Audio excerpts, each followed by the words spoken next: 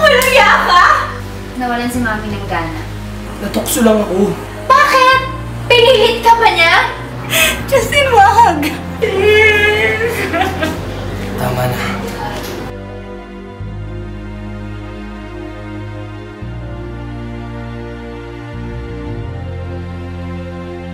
Daddy, Mami, sana po, dito tayo sa'yo lagi. Dali, pagbuhat niya na kay Daddy, dali. Puso pag ika'y inibig niya, ngunit anong magagawa? Sadyang minamahal ko siya. Maari ba kami na lang dalawa? Di ako magtatanong kung nasan ka, o siya ba ang iyong kasama? Maari ba?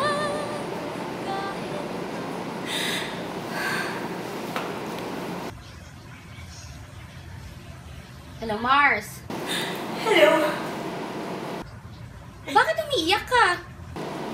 Kailangan niyang malaman. Ang alin? Nabuntis ako.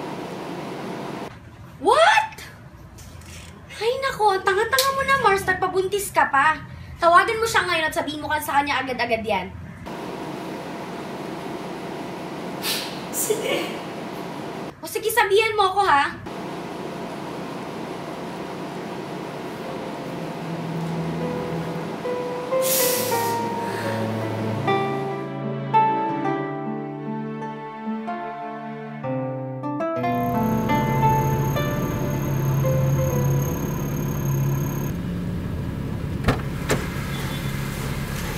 Anong ginagawa mo rito? Alam mo naman napakadelikado rito, di ba? Pasensya ka na. Huwag kang mag-alala, hindi naman ako manggugulo eh. Hindi kita makontak. Hindi mo sinasagot yung mga tawag at text ko. Hindi naman ako makapunta sa opisina dahil nahihiya na ako. Tsaka nag-resign na ako. May gusto lang ako sabihin sa'yo. Ano yun?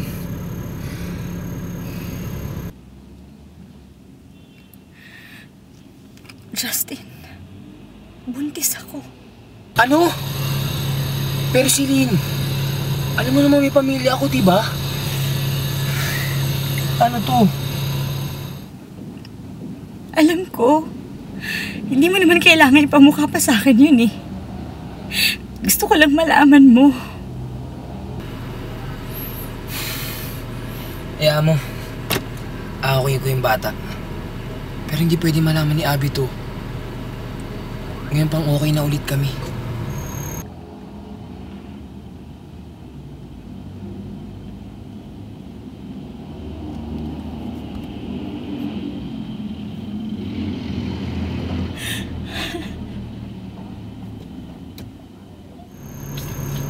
I'm sorry, Celine.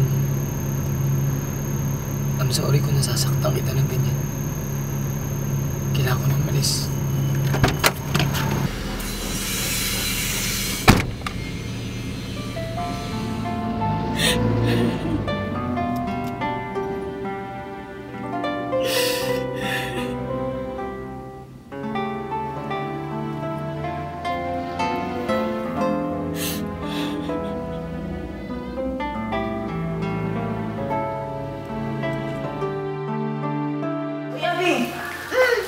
Hinahanap ka ni Justin, may papakilang investor yata sa'yo? Pakisabi, pupunta ka doon. Magsisir na ako. Oh, sure. Sige. Okay. Sige. Bye-bye, Mark. Ay, nako. Kakapal din talaga ng mukha mo pumunta sa event na to, no? May karapatan ako magpunta dito dahil part din ako ng company. Alam mo, ang hilig mo talagang makishare, no? Pati sa asawa ko, nakikishare ka. Kamusta? Masarap ba siya? Hindi nakasagot. Ay nako, alam mo kung ano ka, Celine? Isa kang malaking kabit. Oo, nakishare na ako. Ginusto rin naman niya yun eh. Nag-enjoy nga siya eh. Baka naman may mga hindi ka kayang ibigay sa kanya.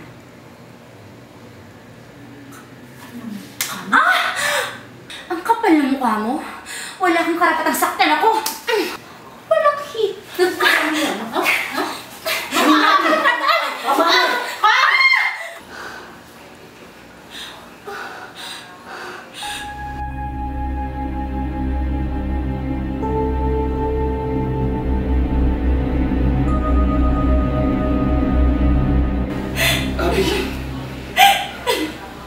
siya.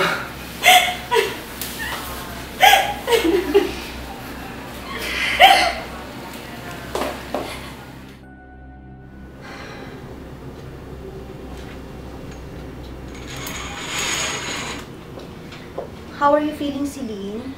Okay lang po, Doc. Kumusta po yung baby ko?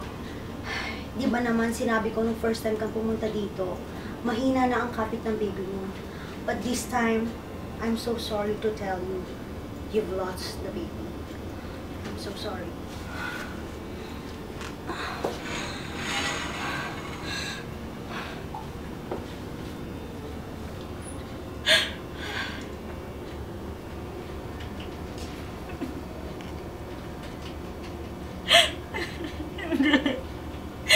Hindi.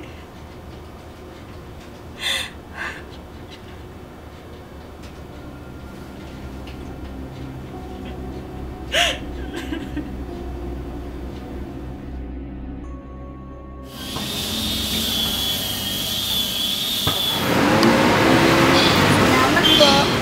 Delikado maglaro dito sa labas. Salamat ka na lang. Sinusulit ko lang po yung paglalaro kasi po, alis na po kami. Ha? Bakit? Saan kayo pupunta? Sa Amerika po. Kasi po, ikaiwalay na po yung daddy tsaka mommy ko. Bakit po kayo umiiyak? Wala. Patawarin mo ako ah. Papakabait ka sa mami ang daddy mo.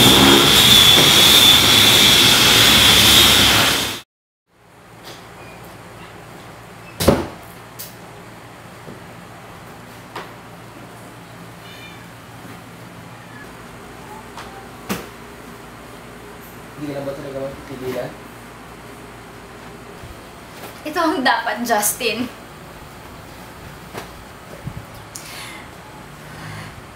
Pinilit kong tanggapin lahat eh. Hindi ko na kaya to.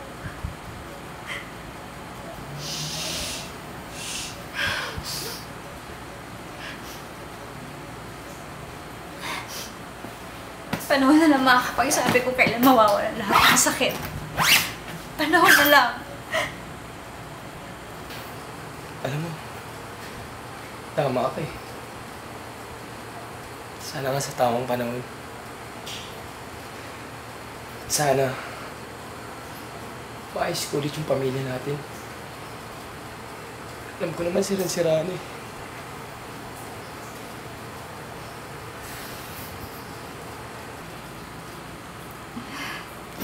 Huwag ka mag-alala.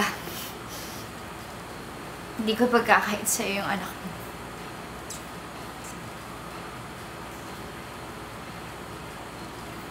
Pero hanggang dito na lang tayo.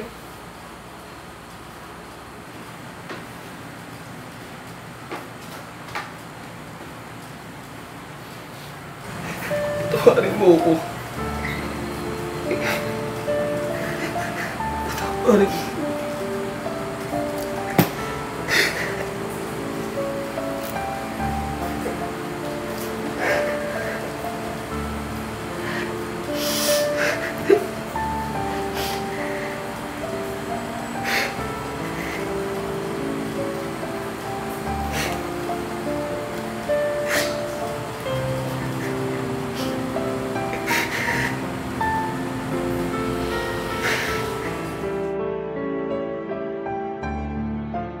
Hello? Asa na kayo? Andito pa ako. Saglit na lang. Malapit na rin. Malapit na kami.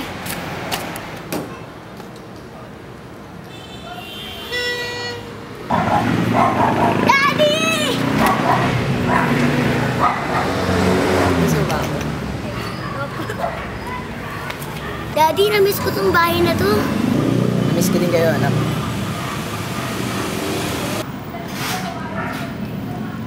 Mommy, pwede po ba dito na tayo tumira ulit? Please.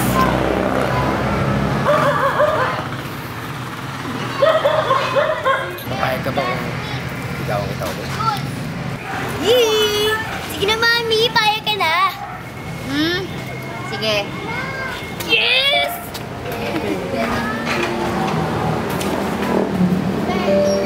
Tara rito, namiss kita eh. Aray!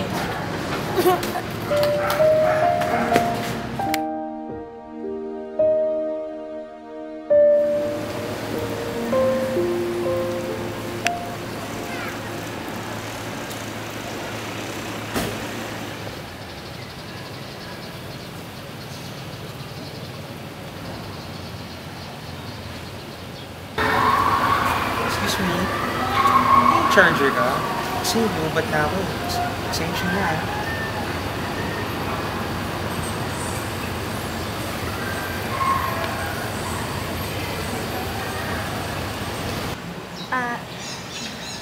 Oh, by the way, ako nga pala si Carlo. Ikaw? I'm Celine.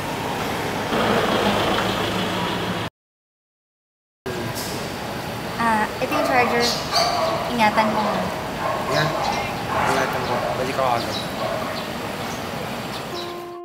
Hindi ganun kadaling kalimutan ang nakaraan. Marami ka pa rin maaalala. Sadyang mo paglaro ang tadhana. Pero ang mahalaga, natuto na ako. Ang pinaka-importante, kung paano mo itatama ang mga mali.